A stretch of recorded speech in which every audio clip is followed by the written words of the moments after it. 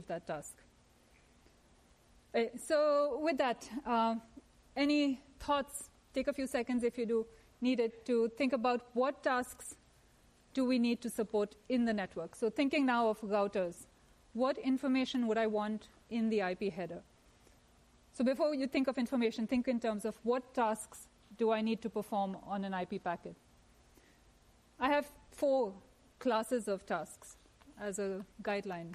Anyone want to try? So I receive a packet at a router. What's the very first thing I need to do? You need to check the IP address that's in the header to see if it's the same as the current router. So I need to check the IP address that's in the packet header, and then do what with it? Let me backtrack a little bit. Before I can even get to the destination IP address in the header, what do I need to do?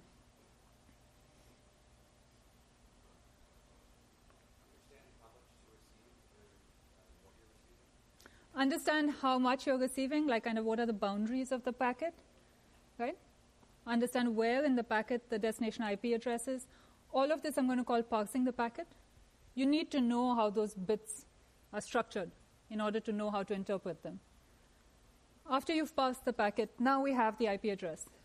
What's next?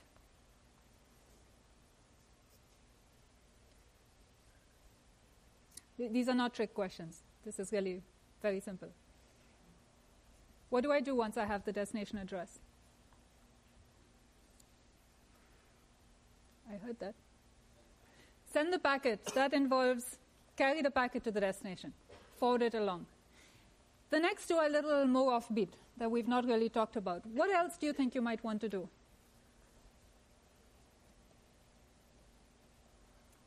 Yep. Like if the IP address is the same as your address, you want to know how much to take off of the packet so that you can send it up. Hold on to that. That's at the end once you reach the destination. That's the next slide. But you're right.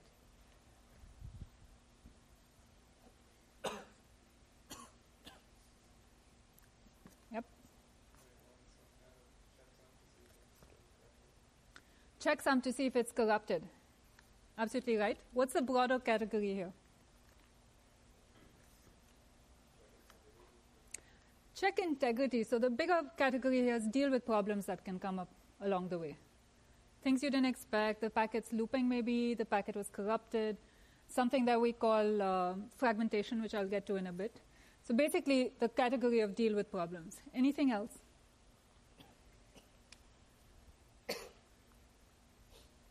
If you were an ambitious person designing the future internet many years ago, what would you think of doing?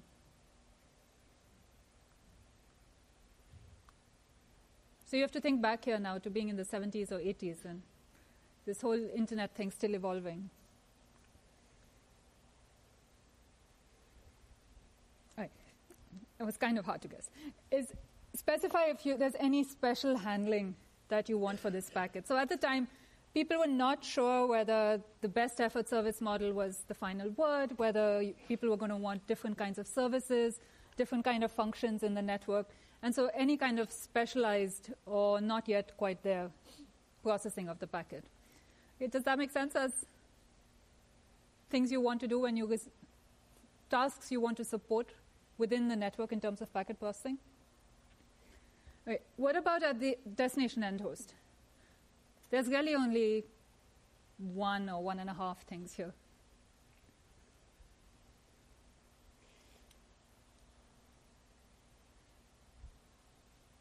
So I receive the packet. I'm in my operating system at the networking layer. What do I do with it next? As a source, what am I trying to tell the destination? Yep. Remove the packet header, but what next? What do I have to be able to tell you're absolutely right. What do I have to be able to tell the destination as a source? I'm sending you a packet. What part is the payload? Yes. Anything else?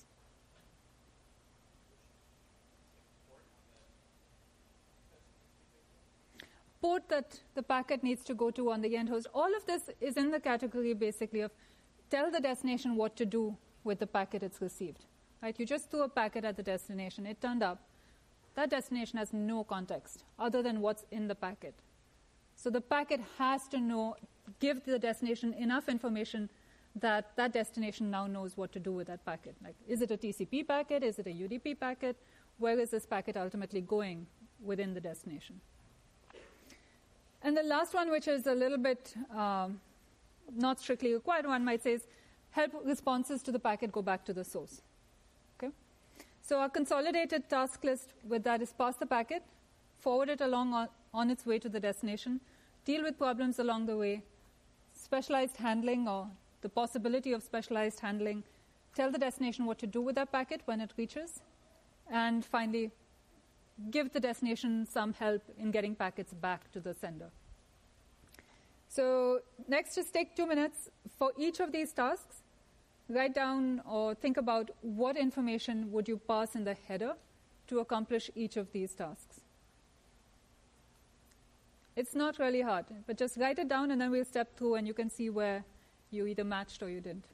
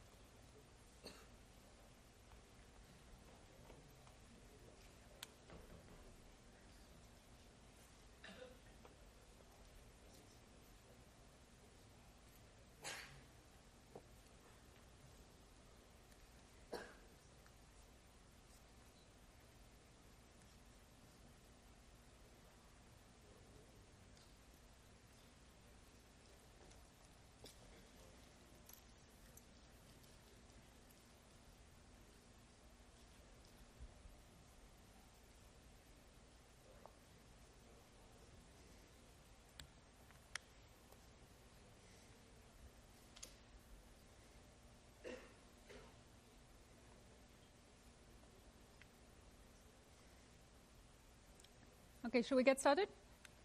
So parse packets. Any suggestions? What information do we need? And a hint, there are 3 fields. Yep. Size of the header. Okay, header length, yes. What else?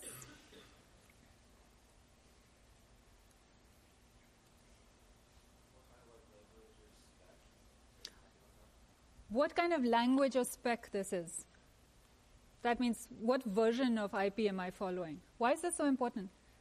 So in the case of today's internet, it's going to be version 4 or version 6. So that version field is going to say 4 or 6. Why is it so important to have the version number there?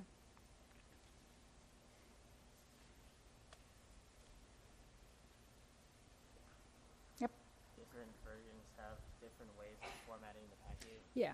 So different versions have different formats for the header. So the minute I say version 4, the router knows exactly what the format of the remaining header fields are. If I say version 6, the IPv6 packet header looks different. So then I look at 6 and I say, okay, now I know how to parse the rest of the bits. So the version number tells me how to parse the packet, right? What the structure of the header is. The second one came up. Where does the header end? The last bit of information. One of you said it earlier, I think. So, yeah, what's the length of the entire packet? Where does the packet end? So we're going to have 3 fields for parsing the packet. Getting to the destination, what information do I need? Come on, guys. This one. Yep. Yeah, I need the destination address. Right? I'm not going to get far without it. What problems? I think we already talked about corruption of the header. That's one potential problem. What else?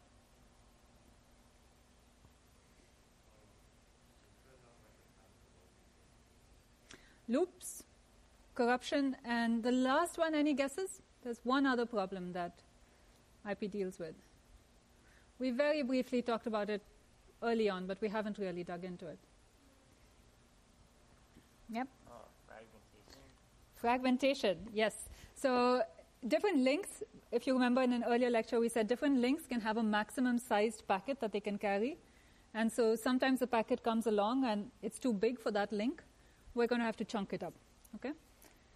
So let's go through very briefly each of these. Preventing loops we've talked about routing protocols and how they converge and eventually get rid of loops. But while they're converging, you can have these packets that are looping in the network. And they're very quickly going to take up all the bandwidth on the links. And usually the number of packets you're getting is much, much higher. Within the time scale that routing takes to converge, the number of packets you would have gotten is a very large number. And you don't want these all looping in the network while routes are converging. So for that, the IP header is going to carry a time to live, or a TTL field, that gets decremented at every router. So let's say I send a packet out with a TTL of 40. Every router along the way is going to decrease the TTL. If the TTL ever hits 0, you're going to drop the packet and send an error message. Optionally, send an error message back to the source. Okay? Does it make sense? This also suggests you need, in the header, you need the source address. Otherwise, how do I send an error message back? So header corruption, we talked about. The header is going to carry in it a particular checksum that's computed over the IP header. If that checksum is not correct, the router is going to toss the packet. So a packet comes in, it's going to compute that checksum over the fields in the IP header. It's going to check that checksum with the checksum that's in the packet header and drop the packet if the checksum doesn't match. Okay, this is to protect against certain bits being corrupted on the wire while the packet was traveling along. So this checksum is updated at every router. Any idea why? So the router receives a packet, checks the checksum, recomputes the checksum, writes the checksum into the packet header.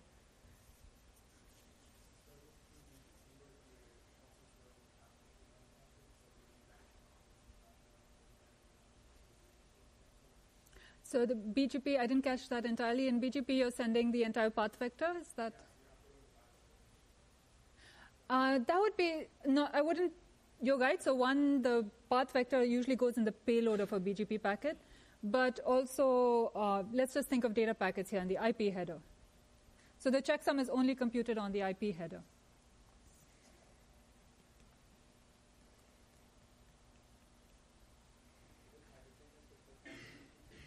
The time to live changes. The TTL value is changing. So you have to update your header, your checksum at every hop. Okay, so packet comes in now. You're going to check the checksum, decrement the TTL, recompute the checksum, write the checksum into the packet header. Why include the TTL in the header field, in the checksum? Why not say, okay, the TTL is excluded from the checksum?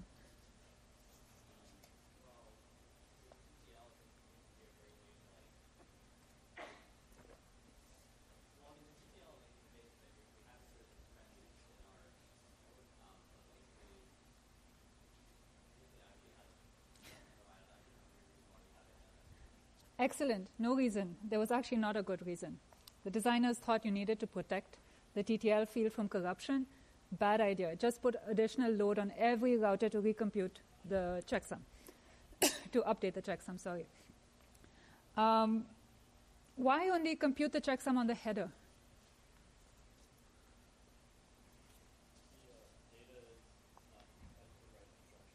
It's not at the right abstraction layer, exactly. The designers thought, we're at the network layer, my job is to protect the network layer header, everything else is not my problem, so the checksum is only computed on the header. Why have a checksum at all? What would happen if we didn't have a checksum?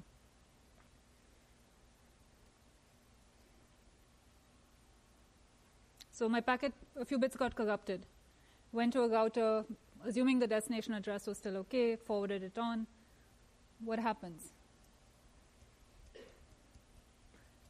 Yep.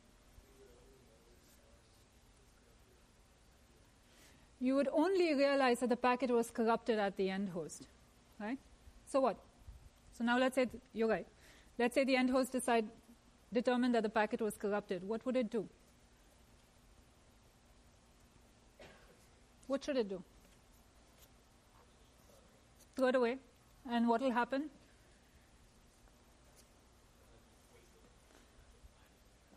We wasted the bandwidth we needed to carry one packet to the destination. Probably not a big deal. If you're doing a reliability protocol like TCP on top, the source will resend it. You hope the source is not going to get unlucky and corrupt the same packet again on its second trip. What's so bad in what I just described?